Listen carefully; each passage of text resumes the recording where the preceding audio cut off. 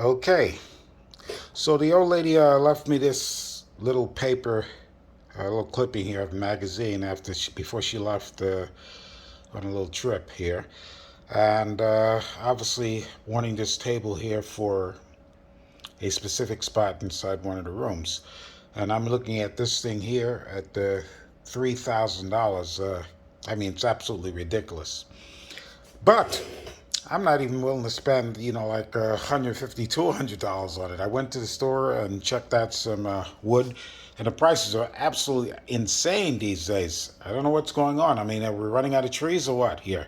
Or just during the pandemic, people are not producing enough, working enough. Anyway, so what I'm going to do is I'm going to get pretty close to that, something very plain, simple, but of course I'm going to add my own flair to it. And I'm going to try to get this done with just some old scraps of wood from some furniture that was tossed out. I try not to just throw out furniture, even old stuff. I'll tear apart as much of the wood as I can and save it for small projects. So I got a motley crew of crap that I'm going to try to replicate a close facsimile to that, but with my own flair to it. And I'm starting with a couple of leftover three-quarter ply that I had here. I'm going to put some pocket holes in here and try to get me at least the top out of this section, which will be a 1 by 4 foot top. I may flare out the edges a little bit to make the top just a little over 1 foot, but we'll see how that works. I have no clue how this is going to turn out, but let's get started. Okay, I have the table saw set at 12 inches so I can cut the pieces off of this for the tabletop. And as you see, I got piles of holes in this from the last project it was used on. They'll have to be covered up. Even though this is the bottom section, this is the other side that's going to be probably used for the top. Have a lot of blowout on it, but I'll fill and sand it off. I may even just put a veneer on the top of it at the end anyway. Shouldn't be that much of a problem. Get this all set up properly. And let's get started with this cut.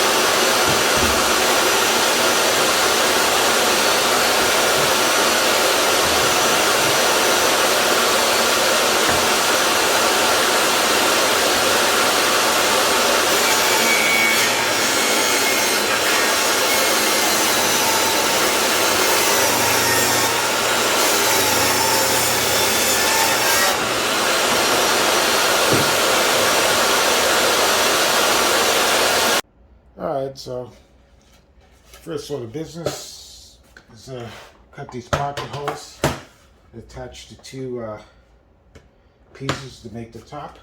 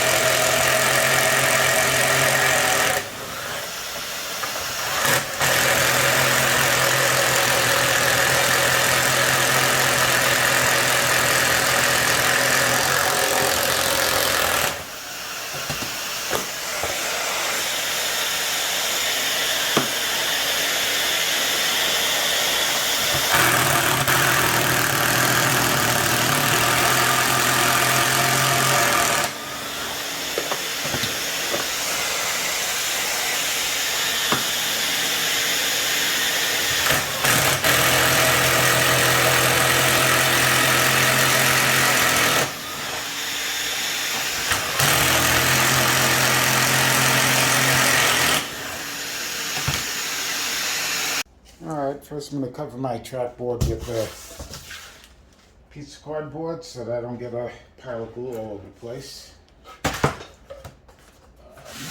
Right-handed, so I'm going to put that on this side. Oops.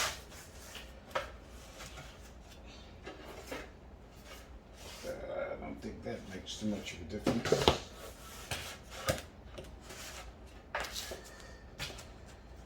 See that these line up pretty evenly. Maybe make a little mark here just so I'll keep an eye on it. Even though I'm going to clamp it in the end.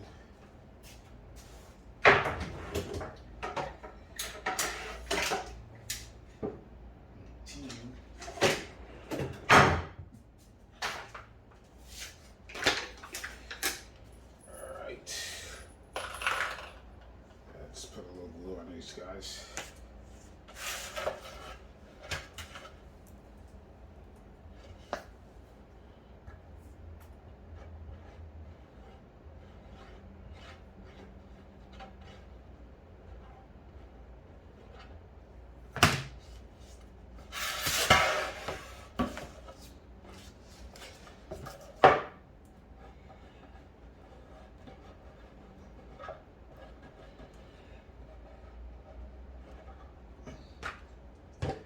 I don't want to get too much excess on there, even though we can clean it up afterwards. It's just saves you in the cleanup process a little later.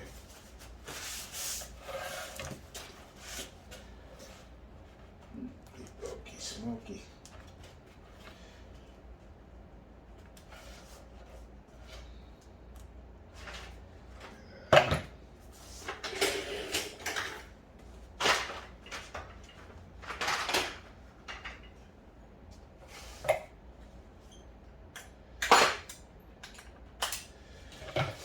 To get this as close to perfect as I can.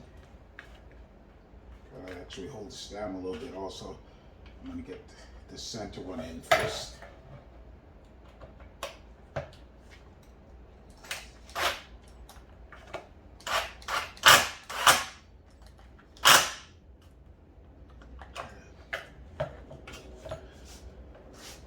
I like to get them all in super snug before I tighten them down completely.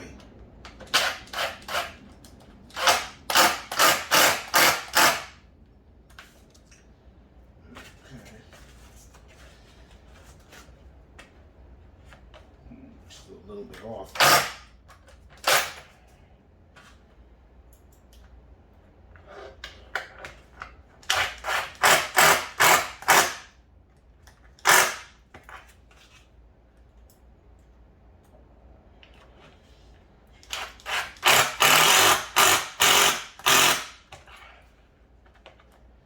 Tell you, I'm extremely happy with how this feels. Very flush. We'll see how it looks on the other side.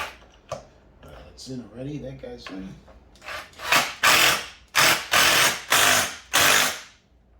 You know, of course, you could have, or should I say, I could have clamped it down a little more too to make sure it went in nice and flat.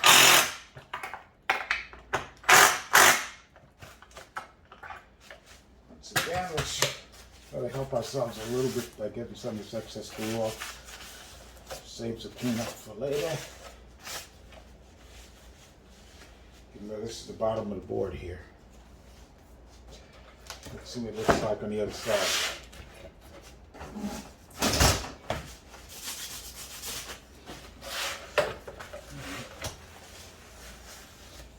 Very good. Very good. There's a slight hair on the edges here where it's slipped off, but this is really good. I'm not unhappy with that at all. It's super flush, so that's going to be a good end there. See, here's one of the times where I have an idea in my head. I'm not even going to say what it is until I start working through it. Either way, it's what I can say, it's going to be sort of a trim to the top, which make it a little wider and I don't know, a little more stable. It add a little character to it. So first I'm gonna cut this. For the sides, it's 4 feet. We're gonna add, since this is the same thing I'm gonna be using, it's 2 by 4, which is actually 1.5. I'm gonna add 3 inches, one for each side, 1.5 inches for each side. So we got 4 foot, and I add 3 inches to it. I'm going to cut that on my special saw here. All right, we're going to cut that on the miter saw.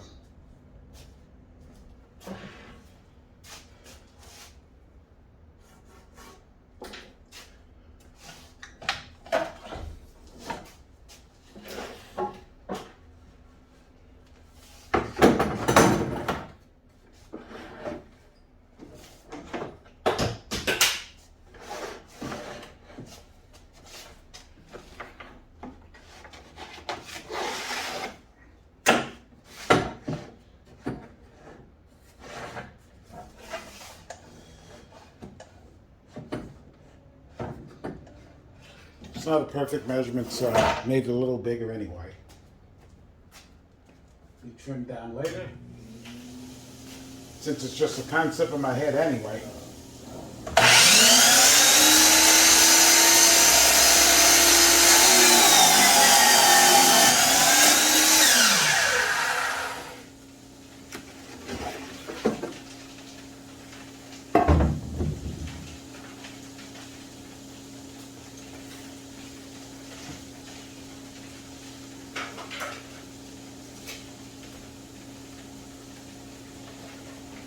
And we're going to make some trim pieces for the side as well, because we know that's 1 feet. And we're going to add the 3 inches once again also for the overhang.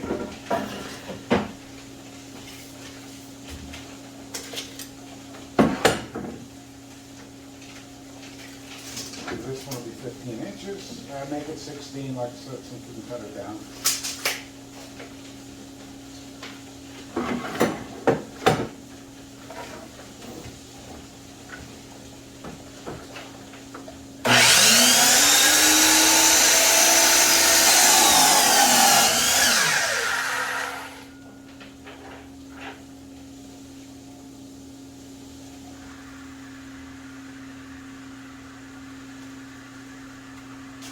Okay, I took off my 0 clearance faceplate here, guide, and I put in the wide one so I could put an angle on this. I put it at 20-degree angle. It was subjective. It's something close to a top on a console center I have inside the house, so I figured that's good. Now I want it to be pretty much close to the end. I was going to go a 1/4 inch and let it cut over from there. But I think that'll just make it a little more dangerous because I have less working piece over here. So I'm actually going to put the usable piece on the outside, the scrap piece on the inside, just for the cut here. And I'll just try to be careful. But it's definitely a lot safer this way than, where I was going to plan on doing it first time. Okay, I'm off to the side here, so at the worst, if things go awry, I'm going to be as careful as possible, of course, but things go awry, I'll end up hitting the camera.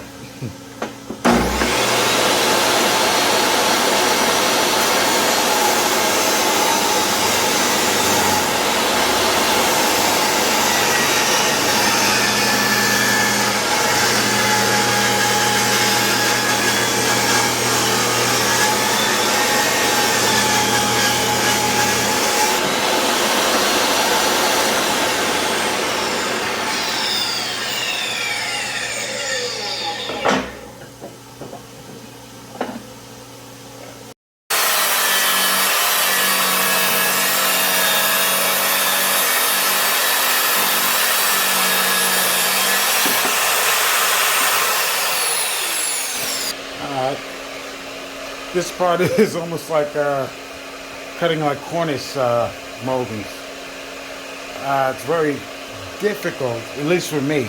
I guess some people cornice molding might be a lot easier to cut. To ascertain where the inside is, where the outside is, what side what is on. But I think I got a grasp on it. So we're just gonna go by ear on it right now, on where I think I have a grasp on it. I got a flat edge here. I'm going to take as little as possible off this one, and then a true measurement on the other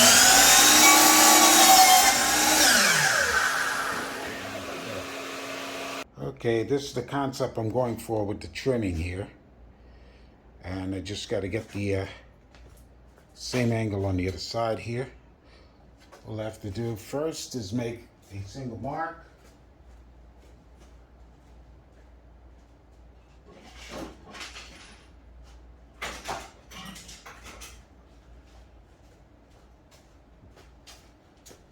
Got 1,000 pencils in here, but of course they're not going to be wherever you left them. That's why I have 1,000 of them, so no matter where I go, there'll be a pencil somewhere. Let's see how that works out. Maybe a touch more on this side. We don't want it too short. A little long, we can always cut it down a little bit, but too short and we're jacked. Let's get an angle on it.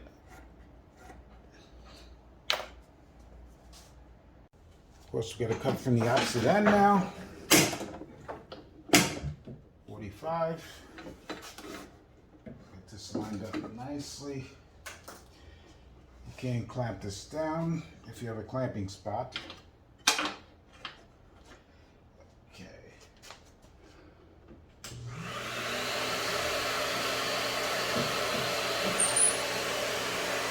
Leave it at that. Like I said, it's always better to make it a little too long. Just trying to line it up where I can see where I'm at. Pull that in, nice and flat.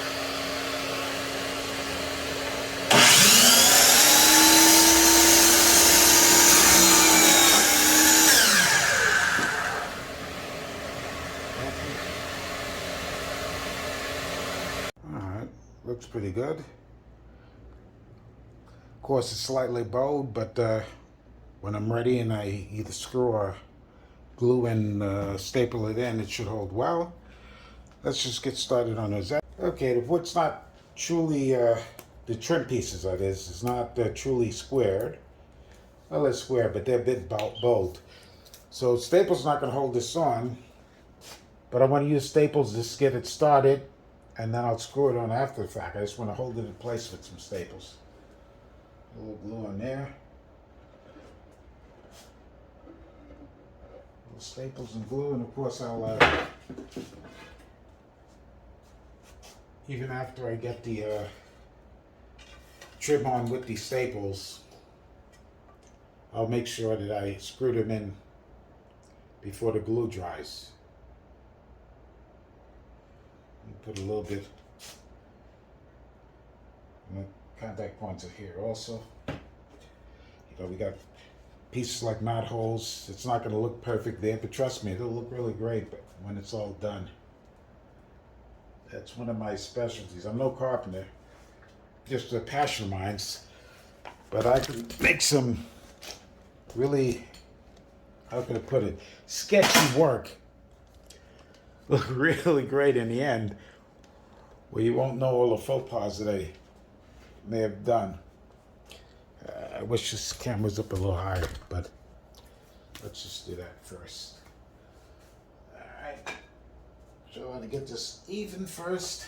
That's the one thing, the glue is good enough to help it stay a little sticky. And before I send in a nail here, let's just see what it looks like, see how the corners line up. And that's really good there. Okay, so we make that stay there. Make sure it's flush there. Still good and flush. Let's make sure we still have that good corner. We do. It's beautiful.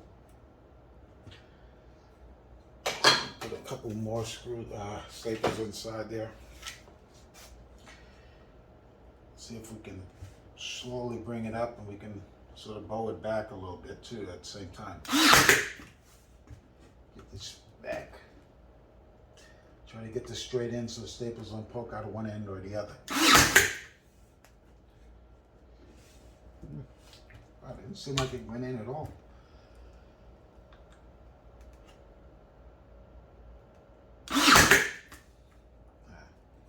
These staples may not be long enough for this particular spot. All right, we'll kind of sink a few holes in here for the screws. Just make sure it's nice and flushed.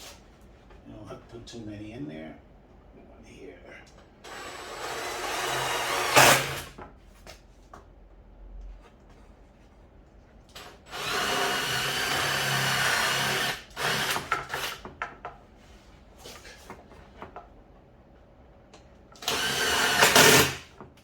That one might have been a little low.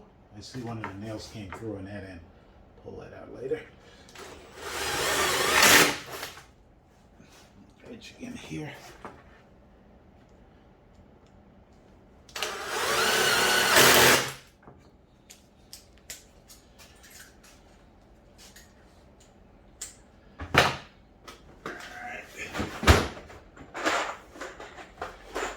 Don't need the super large screws, just enough to hold that in. I'm using whatever I have, and I have abundance of these 1 5/8", which I think is overkill. 1 1/4 would be more than enough. I'm going to use these because this is what I have. Like I said, make sure they're flat. This thing's flat when I tie it in. It's good. Once again, it's really good. It's not super perfect. It's going to be all filed down. Sanded down, should I say. This is really perfect here. Went up a little bit too high on that one in the angle. But all in all, they're working out really good.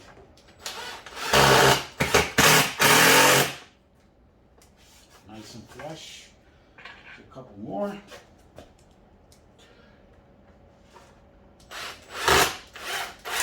That one went too much at an angle. Gotta readjust that one. Let's see if I did this one right. That's better, right? I still want this one in, but I'm gonna. Okay, so here's the rough top, warts and all, and I'll just have to fill some of the holes and start sanding. All right, I sanded and puttied all the holes inside of the top section here. I use this special high-performance wood filler. It comes with a special hardener. Very good stuff. The only thing is it's very pungent, very strong odor to it, so you got to make sure that you keep yourself in a proper environment. I'm in my garage, everything closed up tight, but I do have a AC unit and I have an air purifier. And I just started doing this stuff now. It's very pungent. I finished up pretty quick, so I'm going to be exposed for, approximately 5 minutes to what residual toxicity, or whatever you want to call it, in the air. And I'm head out and let it dry. Then I'll open up all the doors, get rid of any scent that the air purifier doesn't get rid of, the air filtration unit. These little holes along the sides, the screw holes, those are going to be filled with a conventional putty. I just want to make sure I get all of the top properly with this heavy duty stuff, and then I'll sand it down nice and flat. This is going to be painted, so it shouldn't be too much of a problem. Alright, I'm cutting 2 pieces of board now, the reclaim board, of course. I'm cutting these at 34 long each, and 2 of them are going to be 12 inches wide, which fits nice and neatly inside the space between the bottom of the top. And 2 of them are going to be 10-inch, which I'll show you later. It's the little setback. It's like a double setback on the boards going inside to create a little definition, a little sort of a dimensional definition. Well, you see that as it goes in. But like I said, this is the first piece I've cut already. So I have my guide set up already. I'll just have to cut the other 2 pieces, just slip them right into the guide. And I don't have to do any heavy measuring. See some what? Okay,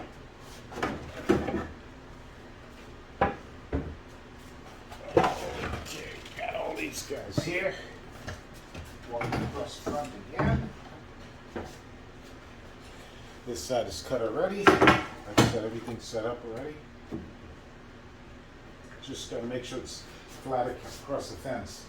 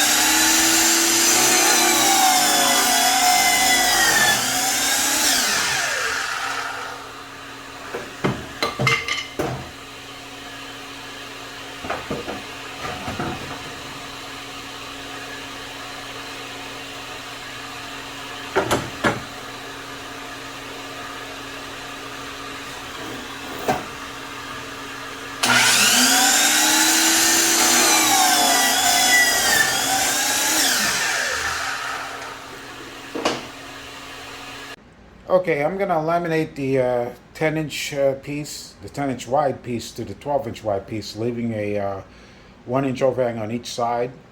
First, I'm just gonna scuff up that shiny surface a bit, and then I'll lay down some glue. I'll put it in. I'll do a temporary staple just to hold it in place, and I'll screw it down nicely.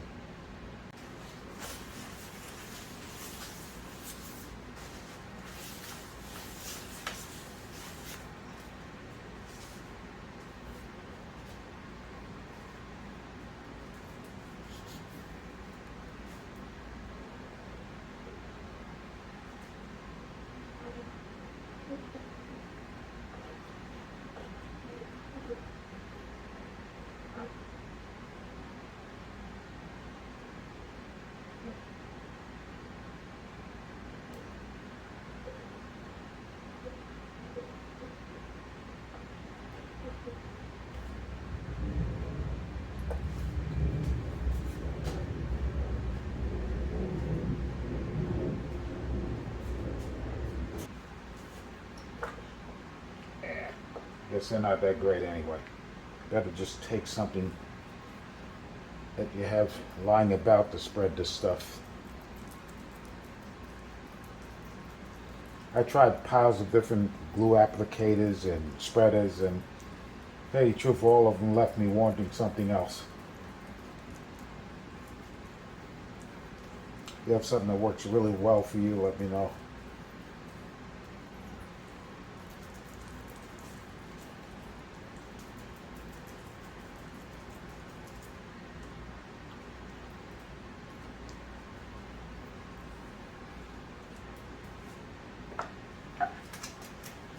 I have some marks here that I can line it up fairly even.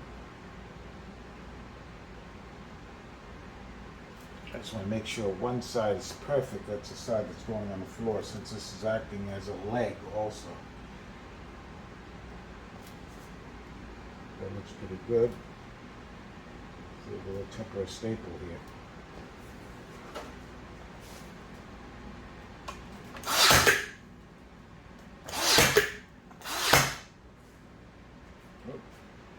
Moved over here a little. It's a good thing about staples, I can bend it and put it back into place. Yeah. Actually, that's still good.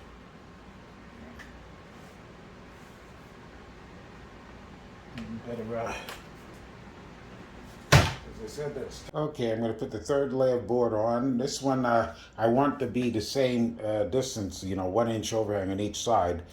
But unfortunately, my store-bought 8-inch board is 7 1/4.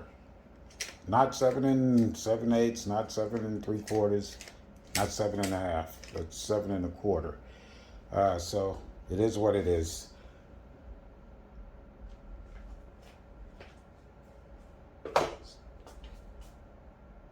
Okay, this is the only piece that's not actual scrap wood, but even though I said it's store bought, it's stuff I have sitting around here from older projects I didn't use.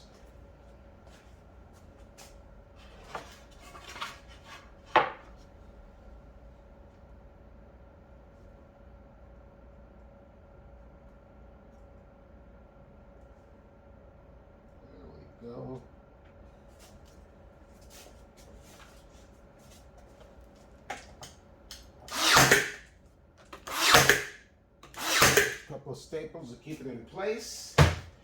Once again, I just want to make sure the bottom's flush, the top I can either level off. It looks pretty flush anyway, but that's going to go under the top. I could flush later.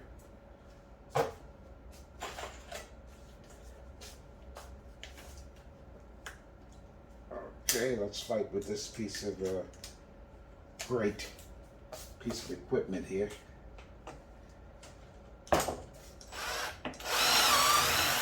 Oops. The good thing is, now that I have 3 layers here, I can use my 1 5/8 screws. I don't have to worry about getting 1 3 screws.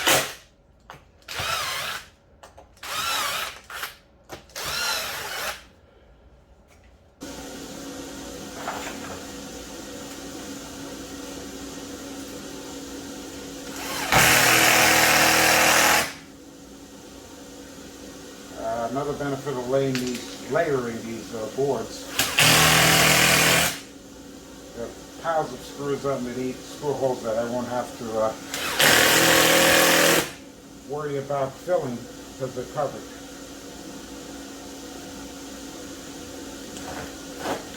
What's wrong with you? Yeah, someone slipped in the star screw there.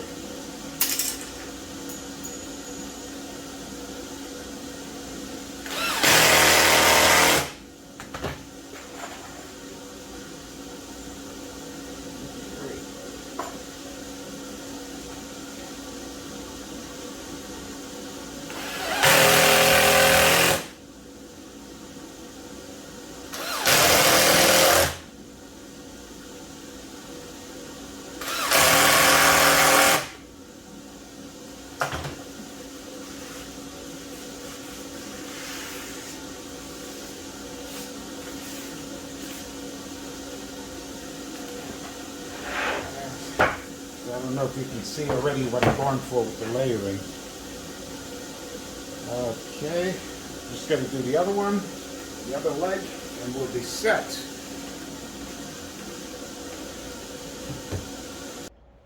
Alright, I did put this here and outlined it a bit so I can see where the glue is going to go.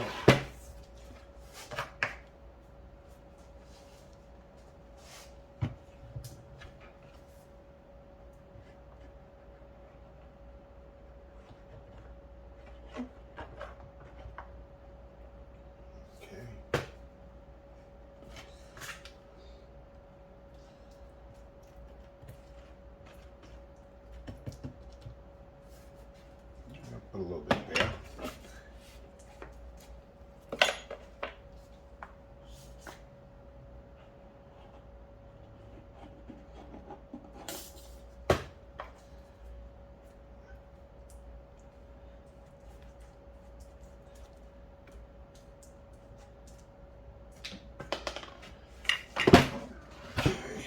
Slip it in there. It's pretty much a tight fit, not too much back and forth anyway. But let's see if we get this in without making a mess of things. Alright, so we have this set ready to go. I marked out where it's going to be sitting. Put some glue down.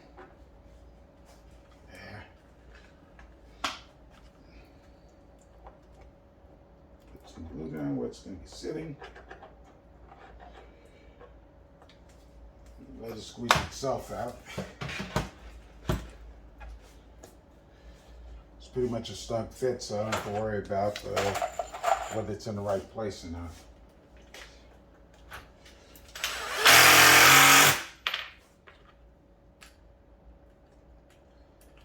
I'm using my 1 5/8 exterior screws here. Make sure that's in tight. It is.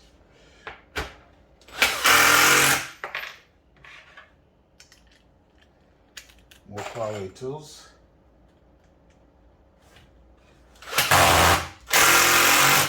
And squeezing the glue out so I'm getting good contact.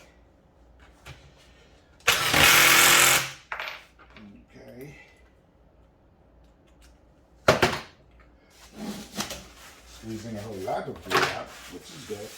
Better too much than too little. Let's clean some of the excess off.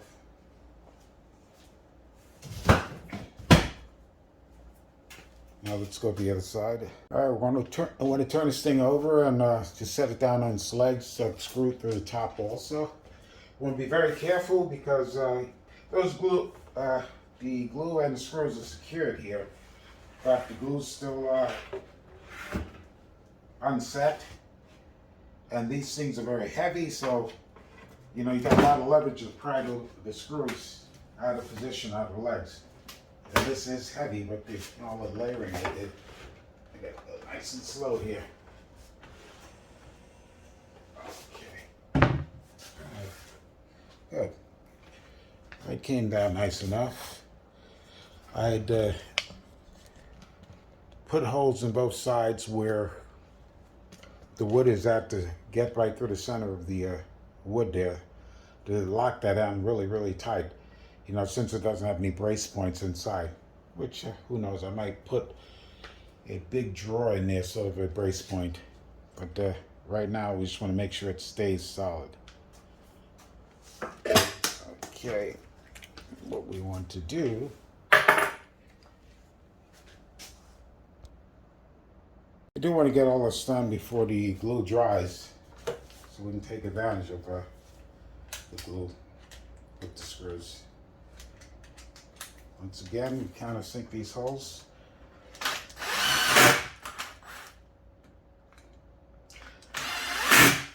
If you run into any real resistance, you realize you got a lot of screws inside there. And you might be running up against another screw. So if you're running into any real resistance, you might want to just not use that hole or drill another one.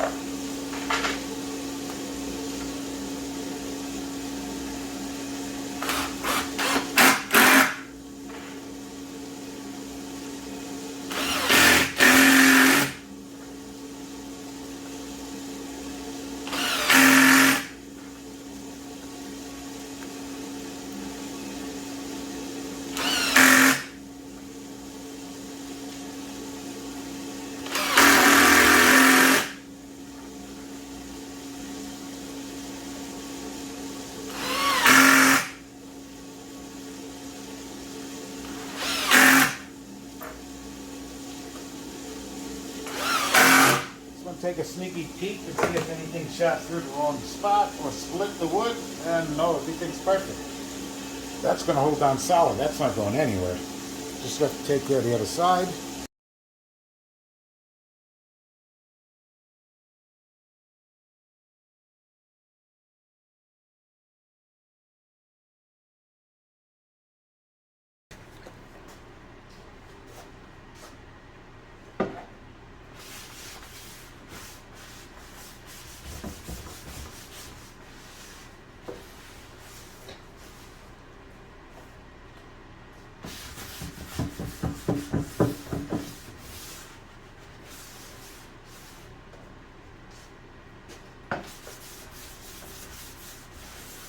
Table is pretty steady.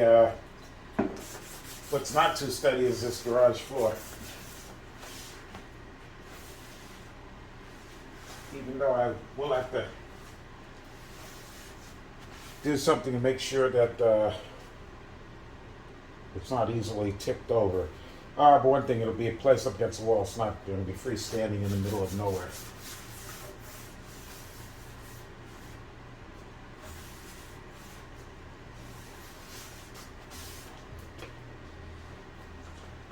This thing is pretty much ready for painting.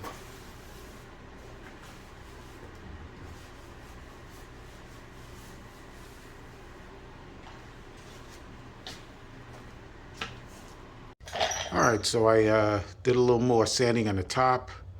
Had to actually go through this several times to smooth it out properly. I gave everything a nice paint job. I put some fascia boards on the front and the back here. They're 1x6 and they were prime pine. So I got a little start on the paint. As you can see, I butted them against the second layer of boarding there, and I put the screws, 2 screws on each side going into the board. As I said, same on this end here. What I have left to do is I cut 2 pieces of mirror here. These are 4" by 18, a little over 18. I'm going to drill holes in the center for the same knobs that I have on one of the dressers, so they're integrated into the room. I'm hoping I don't have a issue when I drill into this. I think I have enough glass to make one more piece in case I screw up one of these things, but I think it's going to turn out well. It's going to be put on the fascia board here, only on one side, front side here. And then I'm going to put the matching knobs on that coincide with some of the furniture in the same room. I'm also, that second layer there, the center layer, I'm going to tape this off and I'm going to paint that second layer gold, which is an accent that's on the knobs as well as the accent that's in the room. And I think that's going to make it pop a bit. Okay, we're going to let this dry up some more, give it another paint job. I'm also thinking about, because the other furniture up there in the same room also have a glass top to them. And I'm thinking about getting that. I want to see exactly how much that's going to cost me if I decide to do that. I could also just put a thick polyurethane on here if I want. We'll see what I decided in the last minute. But, the whole point of this project was to keep it bargain basement, and been very successful so far. The only thing that I didn't have that I went out and bought was that 1x6 by 8 prime board there. It was, I think, about $18. Cut 2 pieces. It's it's a 48-inch tabletop, so it was a little less than 48 for both sides. It's a 1/8 foot piece. Made it well. The mirror is something I had from an old project, so it's not a big deal either. So the only expenditure other than that prime board would be the glass top if I decide to do that. Okay, I cut my holes inside of the mirror. I just made a line from corner to corner, both sides to find the center. I marked it with the magic marker, which is permanent magic marker, but it means nothing on glass, we know that. I had backed the glass with a piece of tape to try to prevent the blowout in the back, which seemed to work pretty well. But you drill slowly and everything works out well. My cheap diamond bit drill bit. And this stuff cleans up. I use a little alcohol, and this stuff cleans up quickly and easy.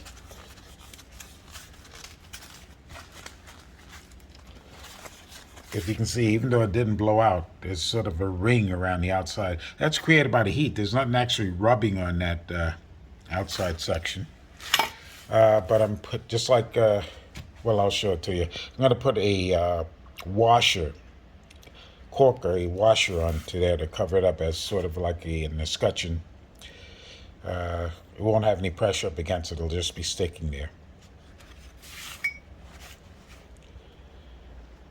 These are the little pieces that pop out of there. Drill works pretty well. Okay, I'm gonna trim the mirror out just to cover the edges and have a little detail on it. I have no clue what kind of trim this is or what it's used for, but I wanted something small, plastic, and have a groove where the mirror would fit in between. And I saw this in Lowe's and I decided to use this. Anybody know exactly what this is used for? Let me know. All right, I'm going to use this Lexel. It just says here, tough elastic sealing for every job. I wanted something in a small tube to work out of so I wouldn't have to continue using the big giant cork, some sort of cork. And I just decided to get this. I don't know why. Maybe this was a little less costly than some of the other ones.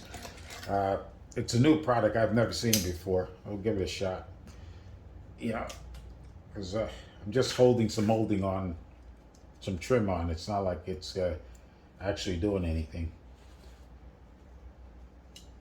Okay. Let's see. I think I'm gonna put this.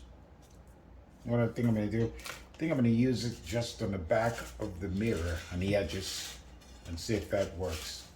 Just need a little bit in there. It's not something that I need to have a pile of glue on. So I'm putting a little thin bead just on the outside corner of the mirror.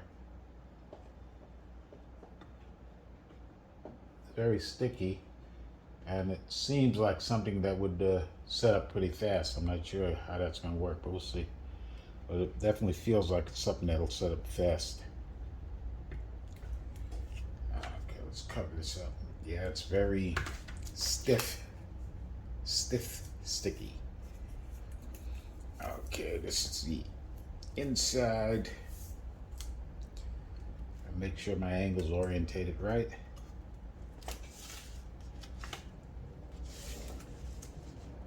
Okie dokie. I'd measured and cut these already to size, and they're the same size mirrors, so I don't have to worry too much about interchanging one for the other. I just want to make sure that's pushed in good.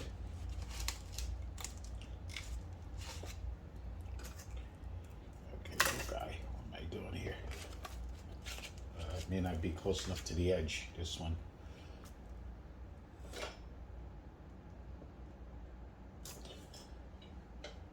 Okay, let's get that on. All right.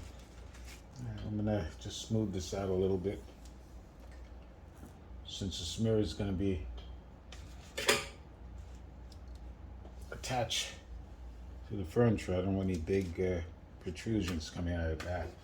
All right, just turn it around and make sure it's evened out nicely.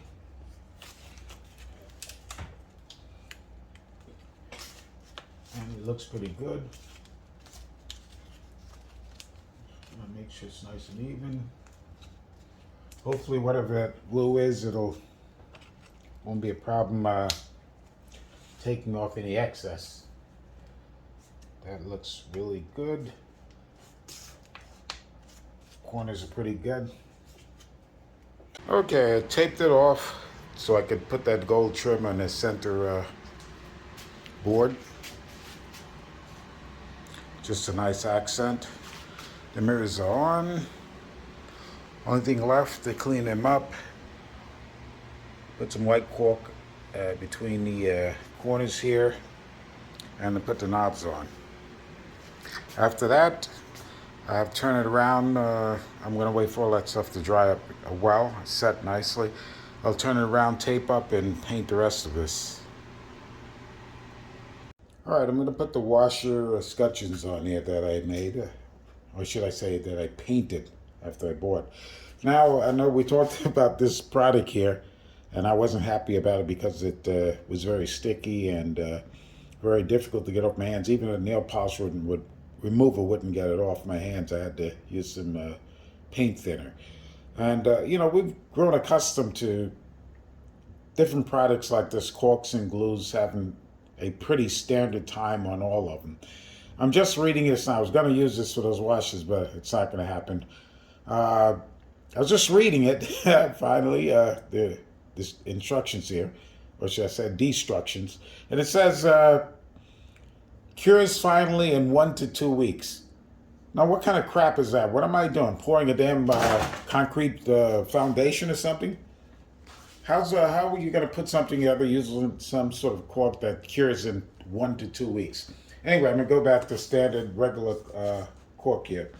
This is a DAP Alex Plus. It's a latex. silicone. It comes out white, but it dries clear. And this application doesn't make a difference. Okay, I didn't paint this side of the wash. Just gonna put a little bit out there, back in the back here. Just a little.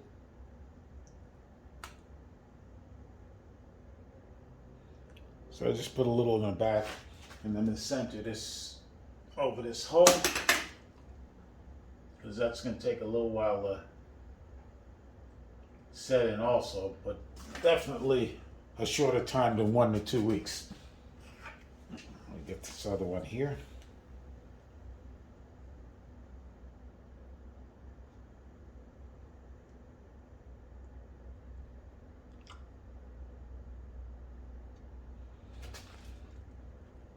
Okay, just want to center it, give it a little pressure, not too much. Yeah. Okay. There's a bit of squeeze out, but that's, like I said, it's just a regular cork. I'll be able to get that off easily. I just want to make sure it's centered. And we'll leave that. But as you can see, this is a much better deal. The knobs go directly on there. And so that little bit of scratching that was around the surface of the hole you won't see.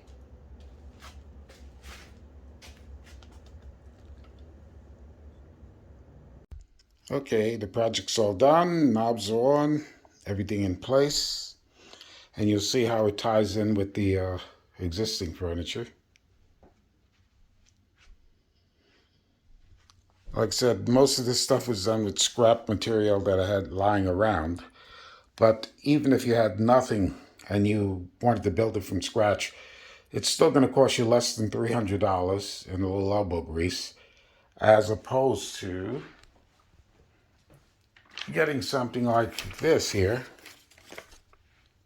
manufactured furniture for $3,000.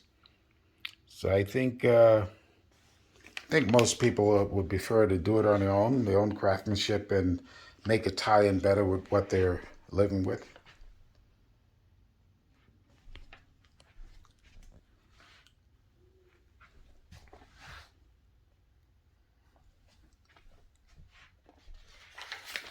All right, that's the end of that project.